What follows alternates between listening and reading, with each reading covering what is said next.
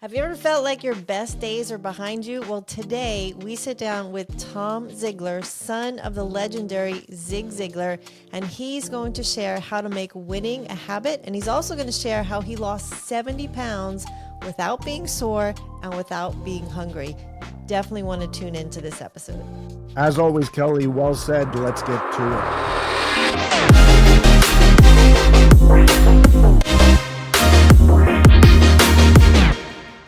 Hey, Tom, welcome to the show. We are certainly looking forward to learning about everything that you teach, especially when it comes to winning. So what we would like to do is just Kelly's going to do a short intro on you. Let's dive into your background for at least our audience, because maybe they're not as familiar with what you do and the family that you've come from. And then we'll dig into helping everybody win. How's that sound? Sounds great. Let's do it. Go for it, Kelly. Well, today's very special guest, we're just honored to have Tom Ziglar with us, son of the legendary Zig Ziglar and the CEO of Ziglar Incorporated for nearly 3 decades. Tom has really carried the message forward that you can have everything in life if you help enough people get what they want. Tom's been a global speaker, an author, and thought leader. He has inspired millions of people to choose to win, and not by chasing success, but by really cultivating it one intentional choice at a time. Today's conversation is going to be about how do we make winning a habit. And Tom, I actually met through our good friend, Kyle Wilson. Tom wrote the intro to my first book that became a bestseller, Mom and Dadpreneurs. And I also have a copy signed by Tom of Tom's book, Choose to Win. And I just pulled a few of my favorites off the shelf, especially the little quote book. So we are so honored and thrilled to have you with us today. Thanks so much for being here, Tom. Oh, man, it's a pleasure to be here. Grateful for the opportunity. So maybe you could share your backstory, a little bit about your background and, how you kind of took over for your dad. You could share some stories about your dad, whatever you want to share, man. We just want to get a little backstory about everything. You bet. Well, I went to college, played college golf, thought I was going to be a professional golfer, started working at the company that Dad founded to basically fund my golf habit. Got good enough to figure out that those guys out there are really good, and about the same time that happened, I hurt my back and I moved into sales all at the same time. Fell in love with sales and just never looked back since then. I'd started at the company working in the warehouse, packing product and cassette tapes, manufacturing those, VHS, way back in the day. Almost 40 years ago now is when I started there. And then just moved up through management and became VP of sales and then ultimately the president when I was 30. And if you're thinking, wow, that's really young, you are absolutely 100% right. That's really young. So I learned some lessons with zeros on the end of them during that time. But really, just have loved the opportunity to continue the legacy that Dad has built and created. Zig Ziglar reached over 250 million people in his life, 45 published books, millions and millions and millions of podcasts, well, over 100 million downloads and audio programs. And just anywhere I go in the world, it's like I'm there with family and friends because they've heard of that. So, now what we really focus in on is I do a lot of leadership training and development, both in small business and in the corporate world. I get to go and speak and keynote, and then we certify coaches, speakers, and trainers in our program. So that's really where my heart is in the coaching world, which is really equipping people to change lives. Coaches and speakers and trainers, they reach so many people, and if we can help them change more lives, then we're doing our job. So that kind of brings you up to date. Dad's quote, you can have everything in life you want if you'll just help enough other people get what they want, that just resonates today more now more than ever, right? That Wisdom is wisdom because it never changes, and the world needs that. When I was a little boy, I said, "Dad, what do we do?"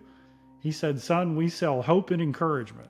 And the world needs hope and encouragement now more than ever. So even with all the AI disruption, all the political turmoil, all the questions about the world war and all that stuff that's going on, it never ends. But people are the same. They need hope and encouragement. And as long as we're building meaningful relationships and solving other people's problems, there'll be a good place for you. So Zig Ziglar was your dad. I think not everybody may be familiar with that name. Definitely, if you're in sales, you're definitely familiar with that. But I remember when I got involved in financial services when I was 21, and obviously trying to learn how to sell a little bit more efficiently and build relationships with people. I remember watching or learning something that he had taught. Was it something about putting money in your pocket so you felt like you had some value? What was the story behind that? Do you remember? I'm sure you remember that, or I can't remember if that was the case or what. Well, he talks a lot about money. He said money's not the most important thing, but it is reasonably close to oxygen. But I think it was a way of acting as if you had money. I mean, I didn't have any money at 21 years old. It was like you put this, you act as if you already have it or own it, something along that way. It's been a while. Yeah, I'm not resonating. I mean, I'm not connecting that story. Okay. He would talk about, little funnies where he said, "I can double your money right now." And everybody would be like, "Wow. How do you do that?" And he said, "Well, pull your cash out." And he said, "Now fold it over." There, it's doubled. So where are you all from? You guys are from the Midwest, the South? I hear a twang. Yeah. So Dad was born in L.A., Lower Alabama. Moved to Yazoo City, Mississippi when he was a boy, and grew up there. And Mom was from Jackson, Mississippi. I was actually born in Columbia, South Carolina, but we moved to Dallas when I was 3. So have been in the Dallas-Fort Worth area for 57 years now.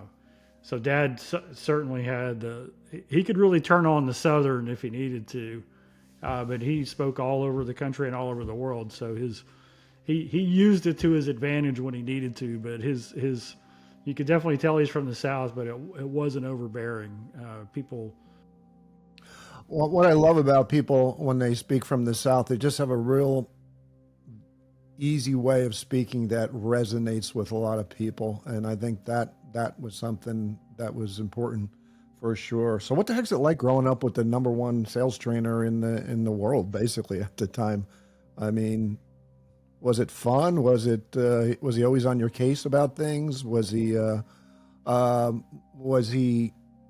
implementing some of the things that brought you to where you're at now? I'll give you a couple of quick stories. First off, as good as he was on stage, he was even better off stage. I mean, he was just amazing. He never like he told me, he said, whatever you choose to do in life, as long as you'll do it with 100% integrity and 100% effort, I'll support it.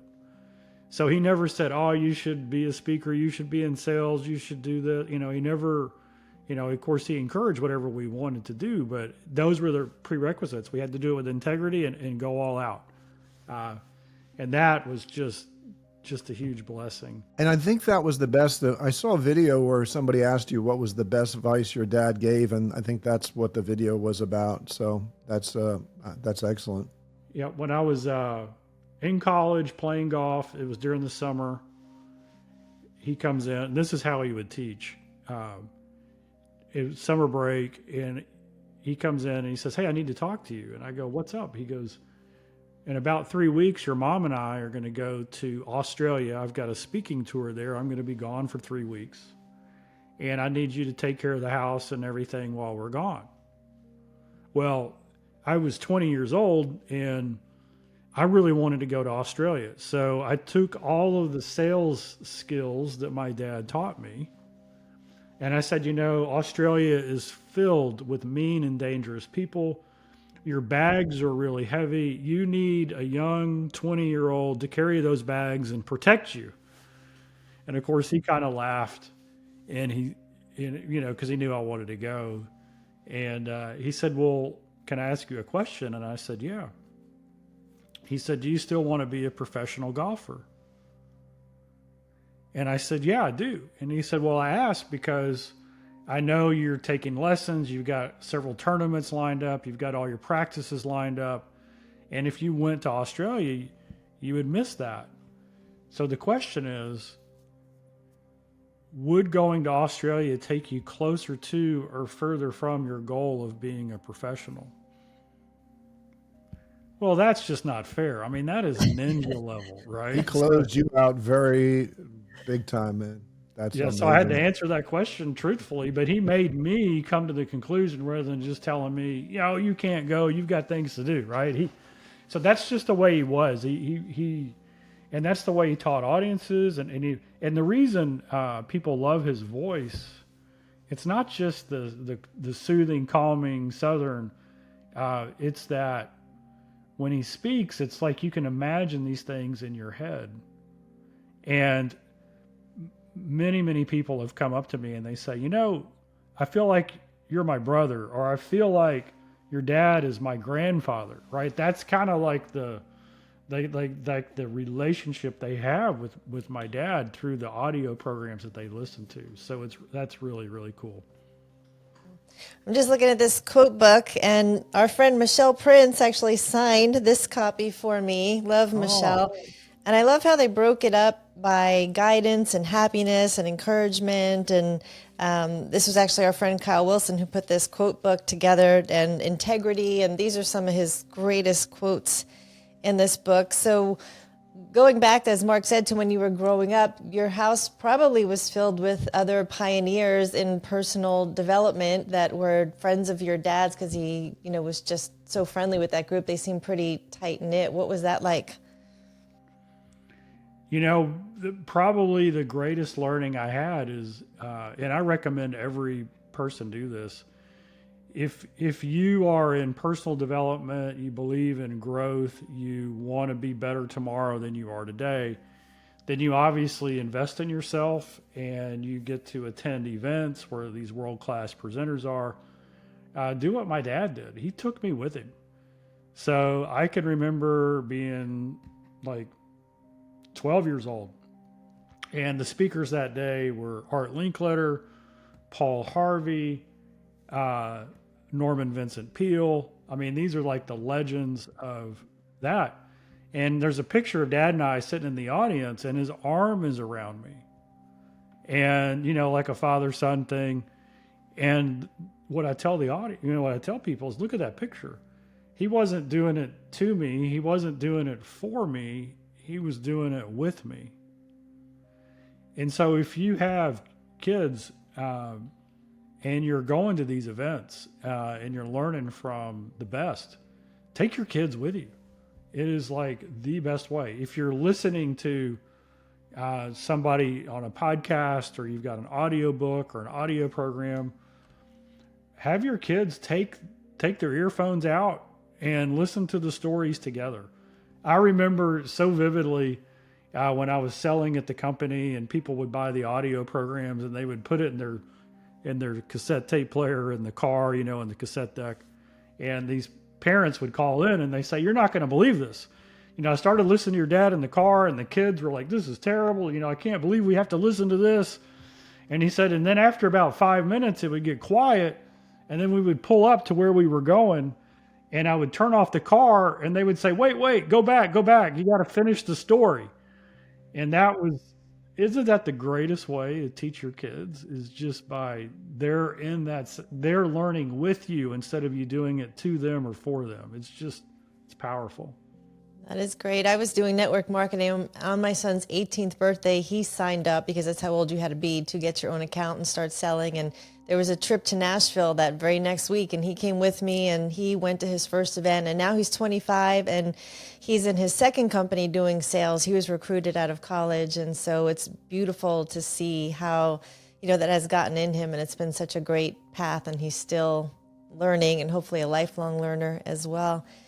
So your dad talked a lot about motivation, probably the king of motivation, and you said your focus is more on transformation. Can you explain the difference? Yeah. So, when you get into motivation, it's so here's a great question. Which is more important, action or motivation? Action. Yeah, action. Okay. So Dad has a famous quote, and the quote is, do it and you'll feel like doing it. And so when you look at transformation in the book Choose to Win, I say it starts in the mental, it starts in the mind. It's our choices, right? That's the first thing that happens.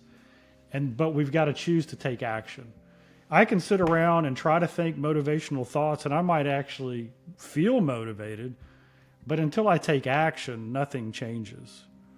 And so if you're motivated, if you're, like Dad said, if you're listening to and reading the good, the clean, the pure, the powerful, and the positive, that's going to raise your spirit. That's going to get you motivated. The likelihood of you taking action goes up. But the reality is pros don't wait to feel motivated to take action, because they know that the motivation comes after we start doing it. And we've all seen it.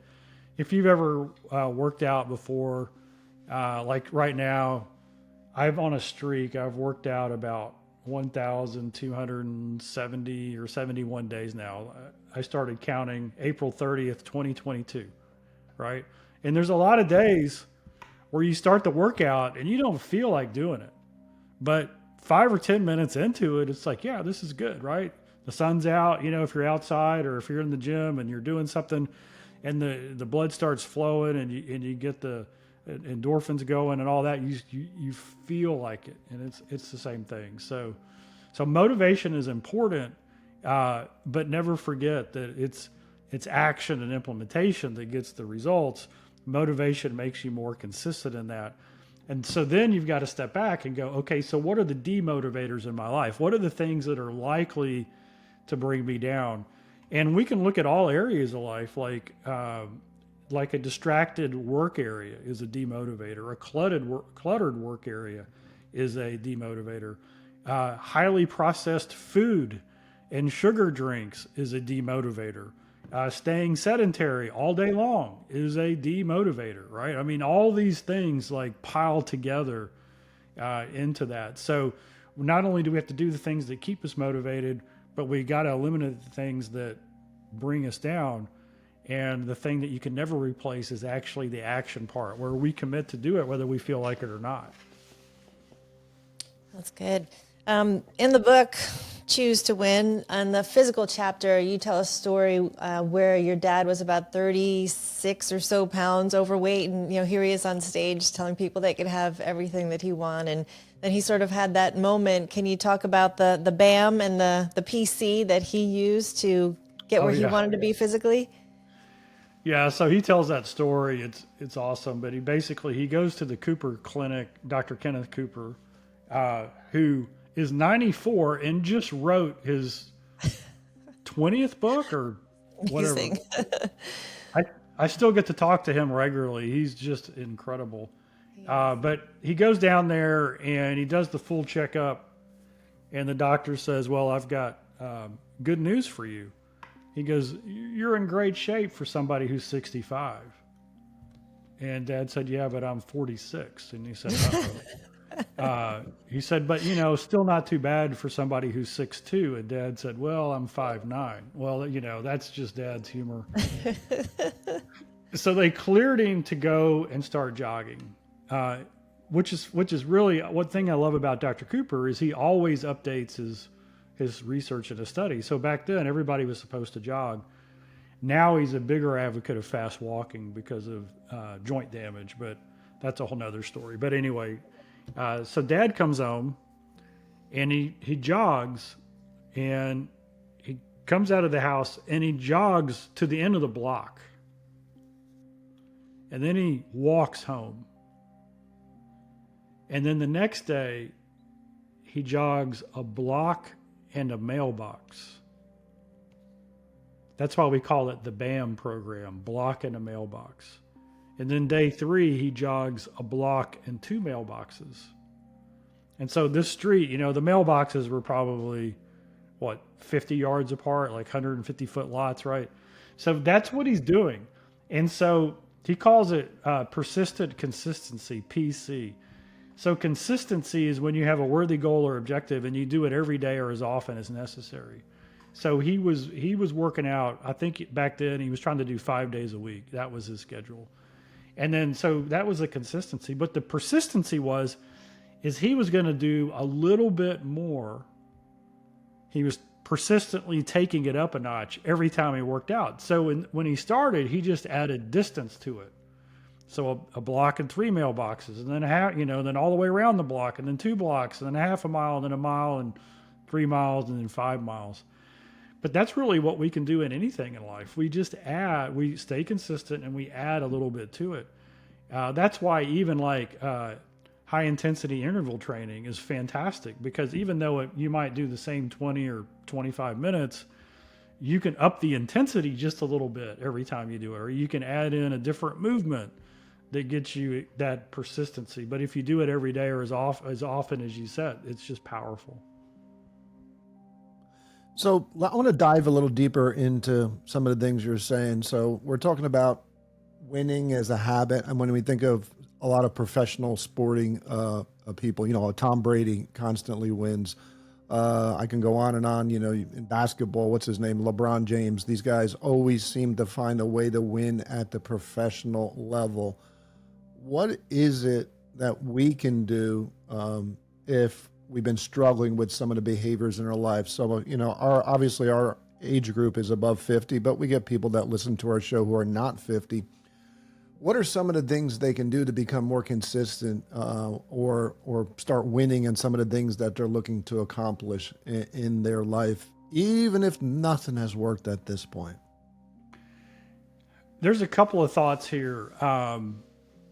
First off, if you're looking at what we call top performance or winning under pressure and, pulling it off, or having Brady having this incredibly long and healthy career. I think he was faster in his 40s than when he came out for the combine. I mean, there's all these amazing stories. And so when you look at winning, I was asked one time, what was the secret or the habit that Zig Ziglar had that made him who he was? And so this was at a live event. I'm speaking, and it's during a Q&A. And the context of that is, name another speaker who had a 50-year public stage career with a reputation that never took a hit, that always overexcelled. Everybody said he's number 1 or 2 or 3, right? Dad always claimed to be the number 2 speaker in America, right? Because everybody would be surprised when he would say that. And he said, well, everybody else is claiming number 1, so I'm just claiming number 2. That was just him. But so here's the habit that he did, okay? And so I want you to think about this, and then I'll tie it down with the principle that allows you to win more often. The habit that he did is the first part of the day, usually 2 to 3 hours, he would intentionally learn something new that he could internalize and personalize so that he could share it with someone else for their benefit. That's how he became who he was 50 years on the stage, because his motivation was to make a difference in somebody else's life. And so when your goal is to win, that becomes very self-centered. And when you get in the chance to win, you have so much fear, anxiety, and pressure that you've self-imposed that you will often put a cap on your capacity, right? Because it's all about you. So think of speakers who get really nervous and they're going out there to speak, and They're so focused on themselves, they forget that they're not there for themselves. You're there for the people in the room, and you're there to give them information. And your whole desire and goal is to have them win, because if you can solve a problem that impacts their life in a powerful way, then you can serve. And so if you think about your own career, whatever you do, you're putting into a sales situation, a presentation situation, a job performance situation, if you're attached to what you could lose if you don't perform, your anxiety, your worry, your nervousness, your fear is going to go up. But if you're totally focused on how can I serve that person in front of me with my skill set, my superpower that allows them to excel, then you become a lifelong learner. Then you can wake up every morning and spend that first, you don't have to do the Zig Ziglar 2 hours a day.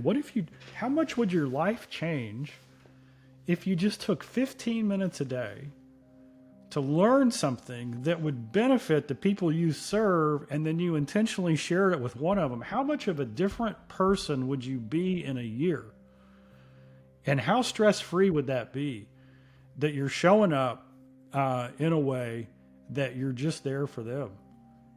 And that is, to me, like the next level of winning and performance, where it's not about what I get out of it. So Brady and all the people that you mentioned, they analyze to the nth degree, what can I do to take my game to the next level?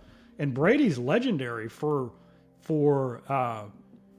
redoing his contract so they could bring in more highly paid offensive linemen, so that at the end of the game and the end of the season, his team was fresh.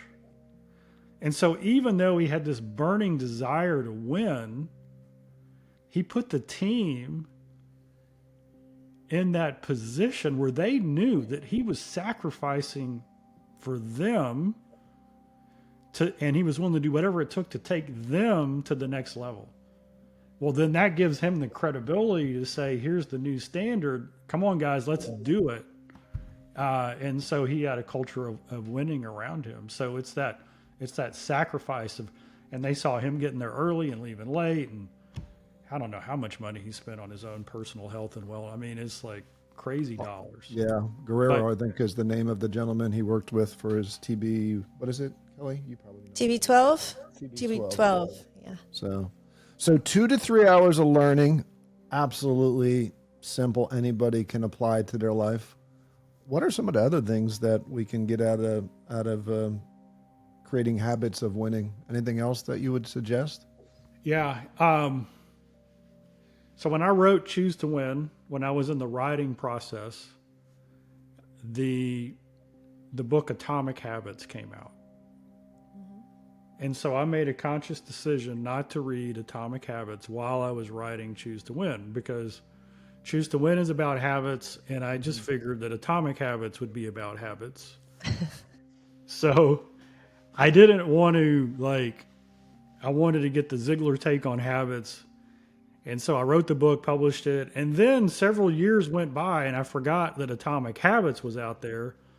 And then I read that book and I'm like, oh my gosh, what an amazing book that is. And I think I got it from that book, but it's the idea of the DOA goal. Like, don't set dead on arrival goals.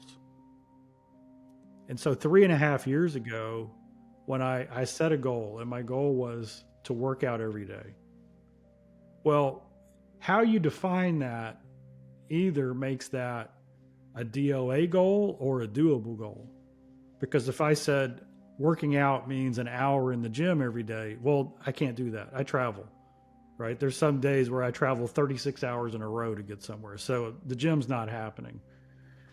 So I decided that a workout means 30 minutes of intentional movement, not in a row.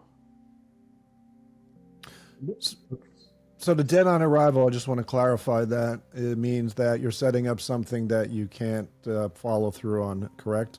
Correct. No way you can do it, right? Okay, which a lot of people tend to do because they get a little bit over enthusiastic in the New Year's resolution time, for sure. They set that 6 day a week, go to the gym, gonna, kiss the family goodbye. I'll see you when I'm skinny. So I always talk people out of that for sure. So Yeah. So that was the first piece of it.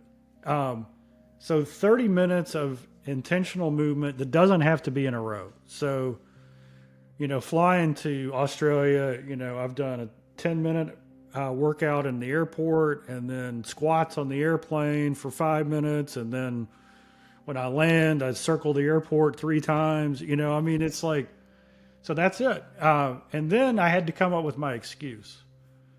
So the only excuse to not work out is if the doctor ordered me not to work out. So I've got my plan, I've got an achievable goal, and I've got my excuse. And then you add the power of a streak to that. Well, once you get about 150 days into a streak, you do not want to let that baby go.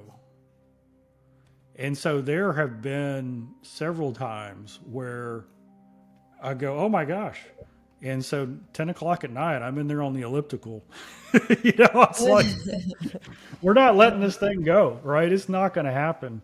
And so and so it's intentional movement. So I've worked out sick. I've taken. I was going to say, in 1,200 plus days, there's got to be a couple of flus, and with the travel you do, you're exposed to a lot. I had COVID during it, and so what was that like? Man, that was like a really slow walk for 30 minutes. That's what it was, but it fit the criteria of the goal. So if you're really wanting to achieve something and go to that next level, think about something you can do that you can create a streak with that is not dead on arrival. So maybe you want to take the learning goal. Can you find 10 minutes to sit down, listen to or read something new, take a key point from it, and journal it? It's 10 minutes. Yeah, we can. One year I did a thing where every day for a year, I wrote my daughter a sentence and gave it to her for Christmas. Every day for a year. And boy, did I have fun with that. So the question is, can you write a sentence a day? And I got that from another author. I'll think of his name in a minute. So that wasn't my idea, but that was powerful. That was a cool year. Yeah. Darren Hardy did that for his wife. Darren Hardy also did that for his wife. That's beautiful. What a great idea. And Mark and I both have daughters, so maybe we need to get that going. What a gift that would be. That's incredible. And I know that on this journey of getting healthy, you lost about 70 pounds along the way at some point. What brought you to that decision point of it's time to make a change? And in addition to the streak of workouts, what else did you do? Yeah, so when I originally lost the 70 pounds, I just decided to eat food the way God made it. So nothing processed, no chemicals, quit all the sweeteners, no added sugar. And wow, that was fantastic. And then kept almost all or most of that off for a long time. And then life creeps back in and gained some of that back. Then COVID happened and I had to do like everybody else and, sit at home and watch Netflix and eat cheesecake, which that's not a good plan. And so I recommitted to that, but I was speaking at a conference and Dr. Philip Ovadia was there and he gave me his book. He's amazing. He's a cardiac, he's a heart doctor. He does heart surgery. And he wrote a book called Stay Off My Operating Table, which is a catchy title. So his whole practice now, he still does surgery, but really he's about prevention. He's like, there's no reason for me to ever have to do heart surgery on somebody. And his journey was, he said, well, what is real health? And so he came up with metabolic wellness. So metabolic health has 5 markers in it. I won't go into those, but your waistline at the belly button, and there's some blood markers and all these different things. And so I said that's my new definition. I'm going to go by that. So the blood tests tell me, and my waist circumference tell me whether I've got the health that I want. So 3 years ago in October, so 3 years ago now, I started basically a ketogenic whole foods diet. And I've been on that for 3 years. And that is amazing. So, by the way, I had 2 goals in my journey, and that was working out never to get sore. So I've worked out every day, doing a little bit more without ever getting sore. And the reason I set that goal was not because getting sore is bad for you, it's actually good for you. But my mindset was, this is for the rest of my life, right? I want to be in a little bit better shape tomorrow than I am today. So I'm not going to hurt myself, injure myself, blah, blah, blah. And then the second thing is I wanted to get healthy, which means I needed to lose some weight. And I decided to lose weight without ever getting hungry. And when you eat ketogenic, nothing processed, a lot of times largely carnivore, you just don't get hungry. Like I fasted for, I just finished like a 40-hour fast. I wasn't hungry. It's the weirdest thing. People out there, how do you not eat? I'm like, if you're not being fueled by simple carbs, your appetite's different. It's like you just don't get hungry. And I'll be honest, it took me 6 months to get the physical and psychological hunger out. But now, if I go to a party and all they got is pizza and pasta and I just sit there and drink water, I don't feel deprived. I don't feel hungry. I don't feel cheated. It's the weirdest thing. But you have transformed. You have a new identity that's the old Tom that did those things. And I can see it as soon as you came on camera. I'm like, wow, you're really doing something right. And we know those streaks work. There's an app called 75 Hard. I'm not sure if you've heard of that, but there's like 6 things you do every day. And if you miss a day, you go back to day 1.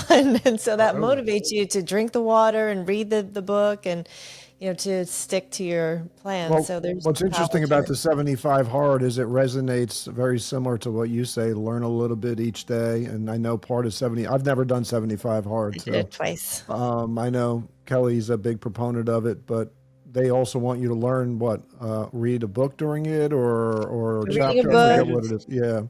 Yes. So, yeah, I mean, when you set your fulfillment up on learning instead of doing, it just shifts everything. And it's such a great principle to teach people. So I love it. Yeah. Kind of how I did 75 Hard was that a friend, invited me to do it and said, hey, I'm doing this, do it with me. So out of curiosity, Tom, I know you're, super independent and you would do it by yourself. Was there any community? Was there a training buddy, your wife? Did anyone come alongside you, or was this all you? I had some friends that I talked to regularly, and one of them, this is kind of a great story. So one of my friends, I actually coach him, and he's done a lot of it with me. And so last year, he was doing all the stuff. I mean, he's like pretty clean carnivore, working out like crazy. He's not losing weight. And so we listened to all the podcasts on health and wellness, and, I kind of geek out on that stuff. So I'm just all into that. And so he's listening to him, and he goes, I got to go get my blood tested. There's something off. So he had it tested for a certain thing that they don't normally ask for. And it was way out of whack. So about a month ago, the end of that story is he discovered, before he was symptomatic, that he had a brain tumor, and it was the size of his fist, and it was around the pituitary gland, and that was what was killing the hormones. And he had 3 surgical teams in there, and like he's back to normal. There was no cancer. There's none of that stuff. They got it before it killed the pituitary gland. Everything is back in line. But the doctor team, 2 of the doctor teams, because he had 3 surgical teams, they asked him, how did you know to ask for that test? And he said, I just knew that something wasn't right. And because he was working on his health and listening and learning, I think that may end up being the reason that he doesn't have to be on medication for the rest of his life. Right? So when you bring somebody into a journey with you, the things that happen that seem like, well, Dad used to say this, coincidence is just God's way of staying anonymous. I call it Godsidence. Yes, absolutely, Kelly. That's exactly right. So yeah, he's been on it. And so one of my workout hacks is I bought a heavy vest, and I do every workout I can in the heavy vest, whether I'm doing weights or stretch bands or elliptical or out walking. So today I was walking here. He was walking at his house, 500 miles away, and we're just talking back and forth. So The way this country's going, you're probably going to need that weighted vest to protect you. I don't know. So, I wear mine. well, one of the things that definitely you said there that I just want to reiterate is I think that, what was his name again? The person? I'm sorry, I forgot the name. His friend. my friend, Your friend. John. Shout out to John, but I think John just tuned into his intuition, which I think is such a difficult thing for people to sometimes do, to pay attention. I think the self-talk, especially the negative self-talk, can really drown out our intuition. And it's always looking for homeostasis. It's always looking for, things that'll help you live a healthier lifestyle and figure out solutions to problems. So Yep. Very good. That's an awesome story, man. And just to back you up on that, so there's a book called Brain Energy by Dr. Richard Palmer, which is probably one of the top 2 or 3 books on health and wellness that I've ever read. And so he created the brain energy theory. He's a Harvard psychiatrist. And he basically says that every mental illness starts with the food that you eat. And so he backs it up to the mitochondrial level. So when you eat processed food or chemicals or toxins, then your mitochondria have to deal with that. And they don't run efficiently. They start shutting down. And so mitochondria, they're the energy aspect of your body. And so if the mitochondria that get shut down are in charge of your hormones, you can set off a cascade of hormones that create, bipolar, ADD, ADHD, schizophrenia, all the depression, all these different things. And so literally, I think when we eat things that our body can't digest, we're actually destroying part of our intuition, because we have the physical capacity to pick things up. And if we are running with toxins and like goop going through our system and we're not producing that stuff, it's like I was with my wife around Christmas, and we were out at this park and we're sitting there, and these 5 young girls walk by, and they're all in their 20s, and 2 of them were morbidly obese, at least 100 pounds, and 3 of them were easily between 30 and 50 pounds obese. And I looked at my wife and I said, I grew up heavy, 50 pounds, 70 pounds overweight much of my life.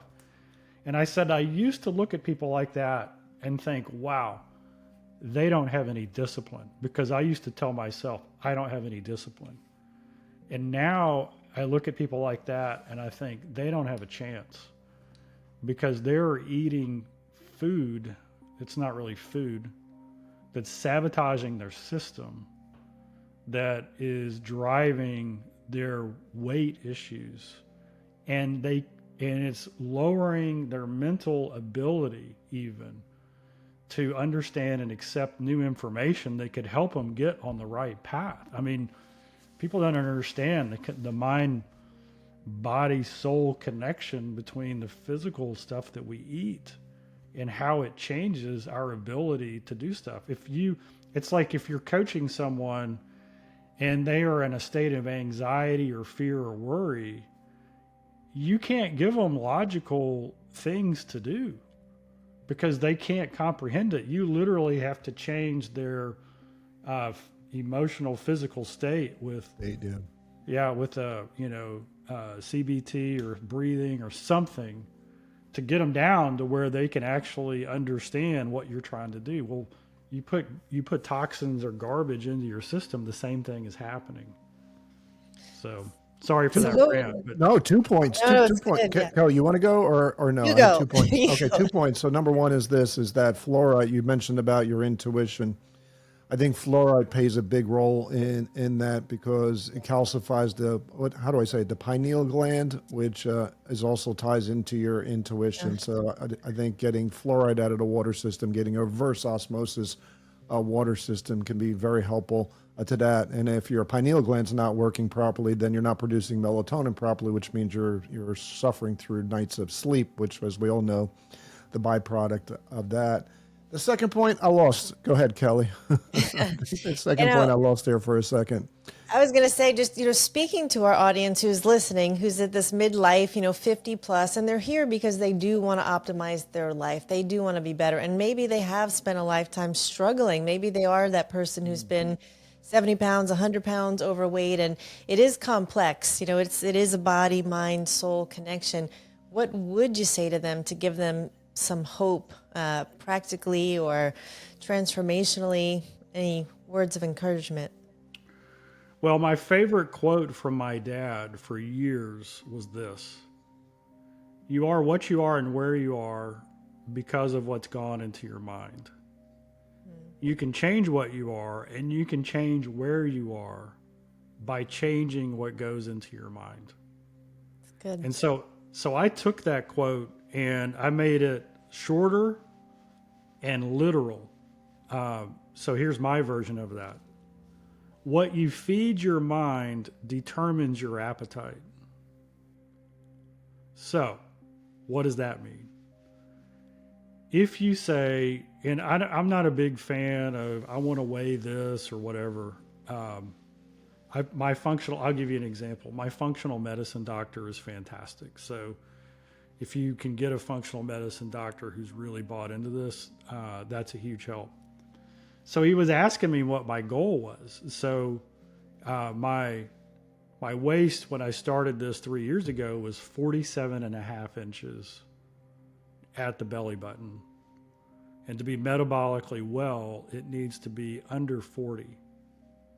And so now it's 39. So a lot of improvement there. So he says to me, "What's your goal?" And I said, "I want to be under 40. He said, "Well, do you want to know what the real goal for a man is?" And I said, "Yeah." He said, "You want the circumference at your belly button to be under 40, and you want it to be the same as the circumference around your hips, around the fatty part of your buttocks. Because if you're 60, the number one predictor of a shorter life is losing your mobility. So it's having a fall. And so how do you have falls? Well, you lose your core strength. You don't have muscle tone in your thighs and in your butt. And so he said, you really want that waist circumference because he said, think about it. What if your hips were 30 inches and your waist was 38? You'd look sick, right? And you didn't have that. And so what does all that mean with what you feed your mind determines your appetite? If you start listening to audiobooks and podcasts and health experts about what you should be doing health-wise, it will change your appetite for what you want to eat. And when you start learning what the bad stuff that you put into actually turns into in your body. You'll stop wanting that. So I used to teach that, and I used to say, so every day you need to wake up and say, kale, kale, kale. I love kale, right? And everybody would laugh. Did you know they did a study on this where they took about 100 people and they had them do a kale affirmation 100 times a day? And within 30 days, people started craving kale, even Oh though my. like kale is at best an acquired taste. Okay. So sure. what you feed your mind determines your appetite. And so if you've been stuck forever and you're trying to do that, maybe just take the first 10 or 15 minutes of the day to learn something that's going to make you healthier. And that thought, and then you start just adding those things in, because the way I didn't get hungry for 3 years wasn't because I starved myself.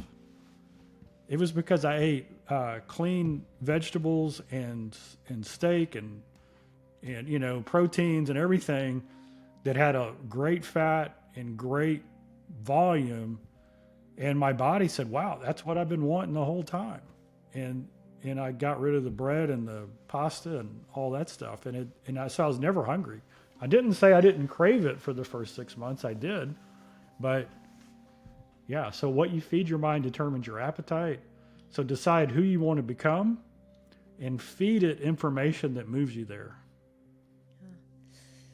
That's all fantastic. Such great practical wisdom there. And we absolutely can't separate the mind, the will, the emotions, the physiology. It is all interconnected. Mark and I were talking before the podcast. We're both reading a book called 100 is the New 30 by Dr. Jeffrey Gladden, who's actually in Dallas, and he's my functional medicine doctor. And so we were talking about mitochondria and DNA. And I know you're a big learner, and you mentioned you kind of geek out on some of the nutrition and fitness. What are some of your favorite podcasts to listen to? So I listen to Huberman. I listen to Brecca. Every now and then Joe Rogan has something on there. I get referred episodes from others. But really what happens is I just kind of scan podcasts to find somebody I like, and then I go buy their books. So, for example, I'll just give you an example. This is just a personal story. So I'm eating ketovore. I call it ketovore. And I still wake up I've lost all this weight, and still I wake up in the middle of the night with pain in my big toe from gout. Okay. So I'm not eating anything other than berries that would cause that. So I go to my functional medicine guy and I'm like, what's going on? And he said, well, you should only eat those berries in season. But you might want to cut them out for a while to see if that's it. So it was it. So then I'm listening to another podcast, and they had the author, and this book is called Drop Acid. So what a great title, Drop Acid. And it's about lowering your uric acid. So then I learned that uric acid goes up when you consume fructose. And fructose doesn't satiate the brain, and it turns on the storage mechanism for fat. So that's why bears, when they get ready to hibernate, they load up on berries, right? That fructose. So in his book, he has a protocol on how to lower your uric acid. So I take the protocol. It's just vitamins, supplements. And wouldn't you know it, my uric acid goes down. No more gout. And I can have my berries when I want them without the issue, right? Because I've lowered the root cause. And so that's what happens when you get really in tune, because my functional medicine doctor says this. He says, none of us can be well, but we can all be well-er. So what can you do today that will make you well-er tomorrow? And so that's kind of the habit there. Is I'm always like on the hunt for new information that I can apply. And then I get to speak and write and share it with other people. So that's another motivation, but we can all be weller. So let's talk about functional medicine and your doctor, how long ago did you decide to switch from what I would call general practitioner to a functional or naturopath? Let's see, And how much of like an seven, impact did that make on you? like 7 years ago. And so Kevin Miller, who's the host of our podcast, which has kind of transitioned into his pod, he's fantastic. So he actually started working for Dr. Randall James, and Dr. James is up north of Colorado Springs, True Life Medicine. So I go out there and I do the whole physical, and they're kind of like a concierge kind of practice, right? So I go through that, and then we go to lunch. And he spent all morning with me going over everything. And we go to lunch, and Kevin says, "So what did you think?" And Mark, I just started crying. It was like I can feel it. It was like an emotional experience. Like somebody actually heard me. It is really amazing when you actually see the way a naturopath just, first of all, the in-depth blood work that they ordered. And if you're listening to this or watching this show, I think probably one of the best investments you could make is to switch from a general practitioner to a really good naturopath or functional medicine. Kelly, you've been doing it forever. I've been seeing naturopaths since my 40s, and cannot tell how much of an impact it makes. It's amazing. It's like day and night. Yeah, it's so Dr. Ovadia, who's the heart surgeon who wrote "Stay Off My Operating Table." So he helps people with heart issues, either to keep them out of surgery or to help them recover from it. And his mission is to teach people the questions they need to ask their doctor. Because 85, maybe 90% don't have a clue. Well, interesting. You brought that up. I don't want to interrupt you, but somebody said, what was it? Was this something I heard on a podcast or I'm not sure? They said now all of a sudden it seems like the number one question everybody's asking their primary physician, what's the root cause?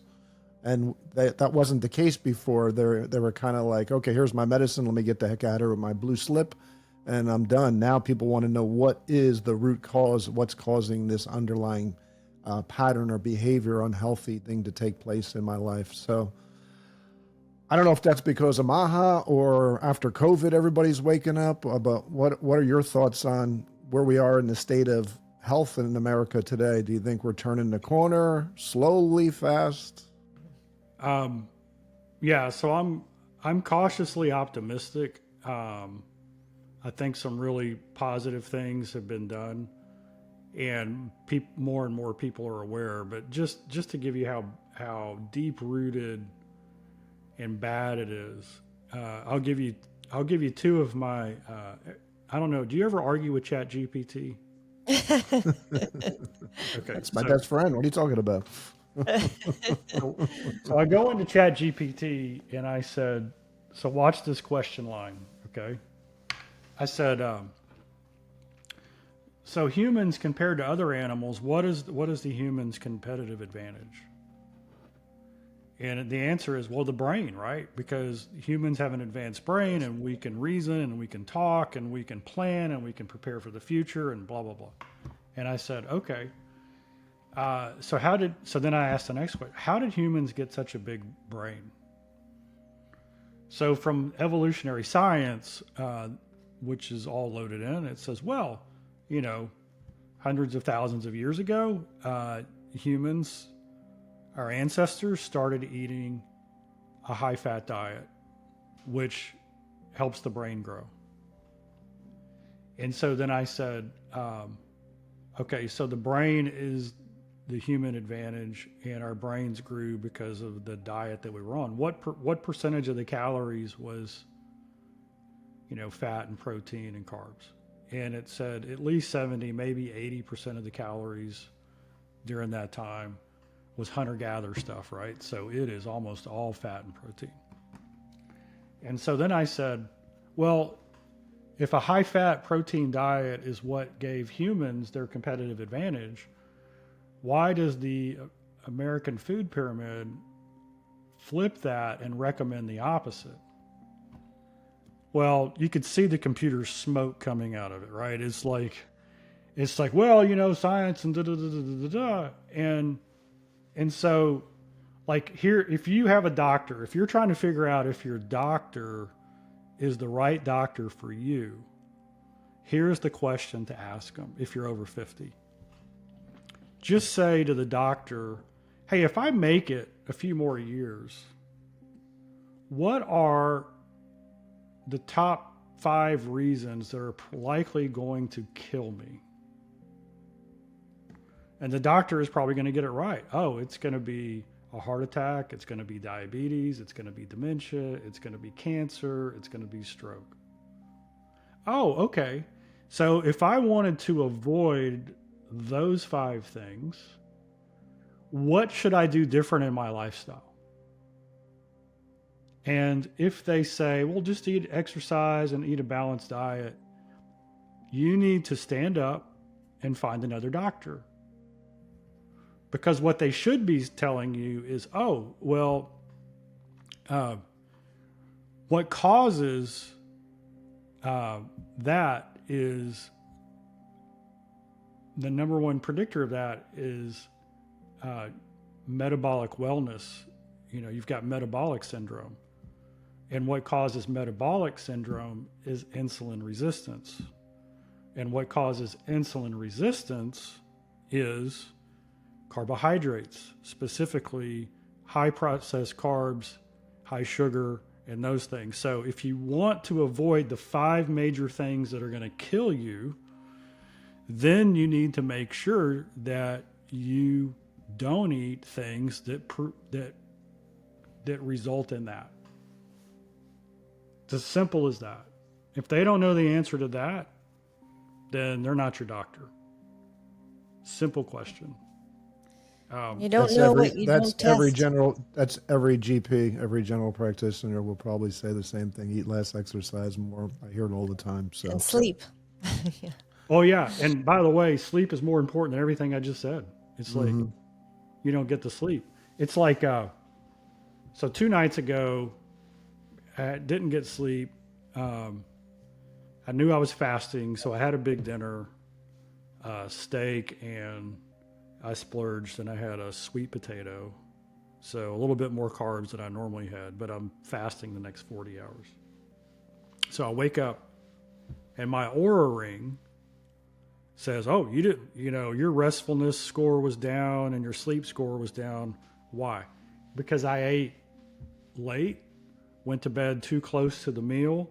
My heart rate didn't go down until 3 or 4 hours after I was asleep. And I woke up at 4, did my normal day. Well, last night, because I'd fasted all day, it was easy to go to bed early.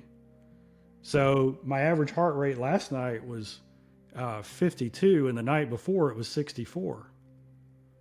And so I know this about me.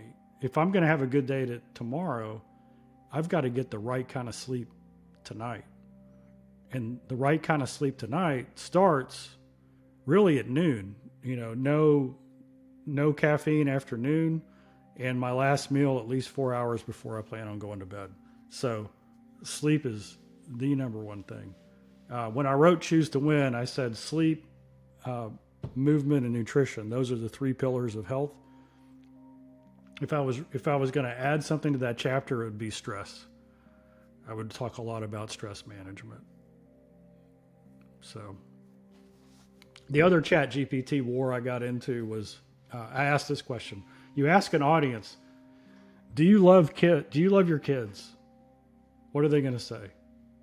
Yes. Okay. So if you could get a 10-to-1 return on investment, raise the IQ of your kids, dramatically cut down behavioral problems, increase high school and college graduation rates, would you do it? Yes. Of course. So here's what we do. Every school in America now feeds our kids breakfast, lunch, and a snack, nothing processed, whole food, and not necessarily a low carb diet, but a very balanced, nutritious carb. And go into ChatGPT and say, what would be the economic impact if you fed every kid that from the time they go into kindergarten until they graduate high school? And it is mind blowing. It's like a $200,000+ savings just on lifetime medical care costs. Mm-hmm. But you get IQ increase, you get reduced behavioral problems, you get greater acceptance rates into college, everything changes. So if we love our kids, I mean, if I came to you, Mark, and said, hey, I've got this fund and it's guaranteed 10-to-1 return, what would your question be? What would my question be? How much can I put in it? Is there a limit? True. But Big Food came to the rescue of our schools and said, we know your budgets are tight. Let us handle the food.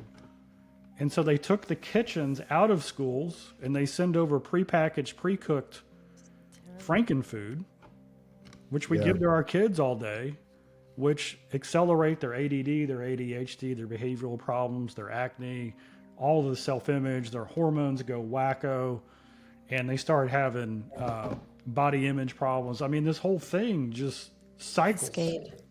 Right? It all starts with the food system. It always has been tied into the food system. It's something I call the obesity matrix of getting people stuck and trapped.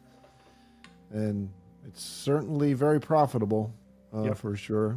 And, 20 years ago, I think most adults had an excuse. We didn't know better. 10 years ago, it's like, you know what?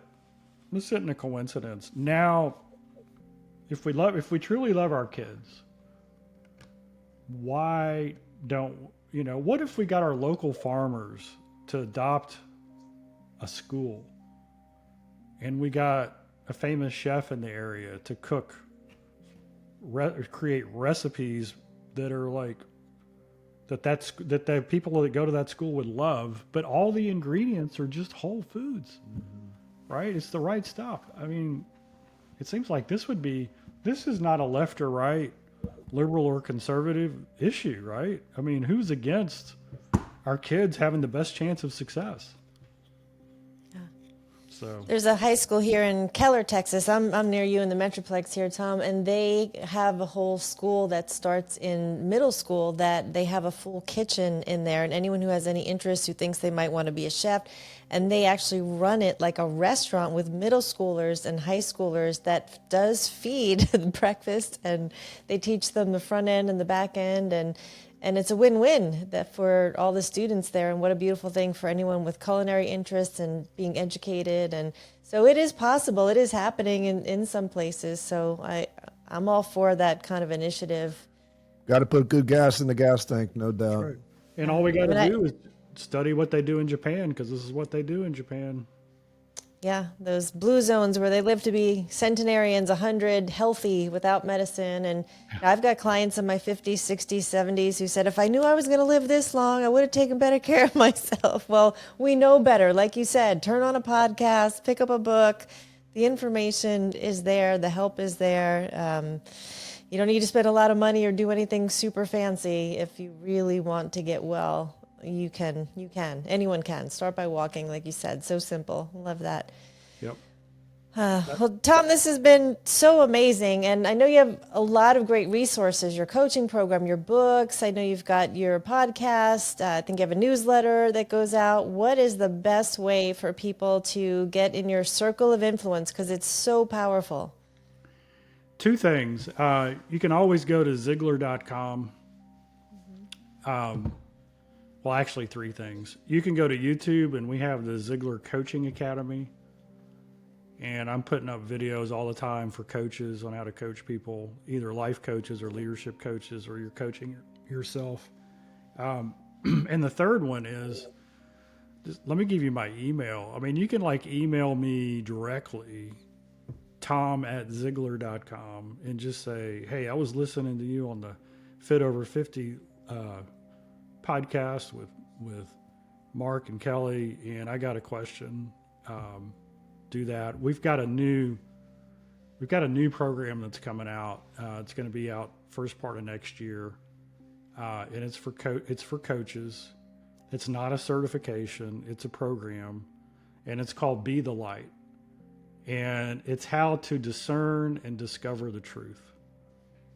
And we live in this divided world. We see it every day. And so if you're a coach, or you have a family member, a father and son who are on opposite sides of the political debate, how can you help them discover and discern the truth? And then here's the big one, is most people are blocked from their breakthrough because they've believed a lie about themselves. So we've created a coaching process that stays in the coaching lane. It's not therapy. It's not counseling. It's not any of the stuff that if somebody says, well, the reason I can't lose weight is blah, blah, blah. My dad abandoned our family when I was 9, right?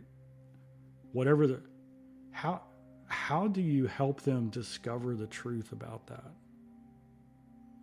And so that's what that program is called. That's called Be the Light. I'm really excited about it because it's the big issue of the day. It's like, those puppeteers, those marionettes that are out there.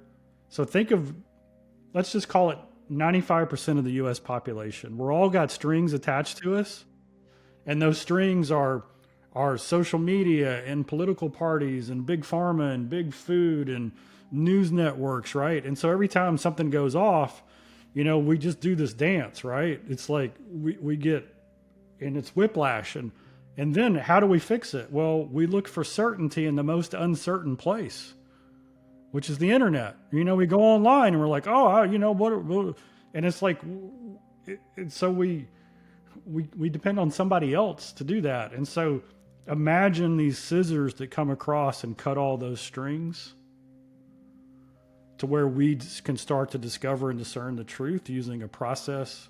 We created the truth compass and the truth filter and these things that you just take it through and you get your life back, right? And so that's what Be the Light is. Be the Light is those scissors that unhook you from all the lies that are being told. I mean, and it's intentional. I mean, people need to understand, if I can move you either further right or further left, I can manipulate you, I can monetize you, and I know what you're going to do next based on what I tell you.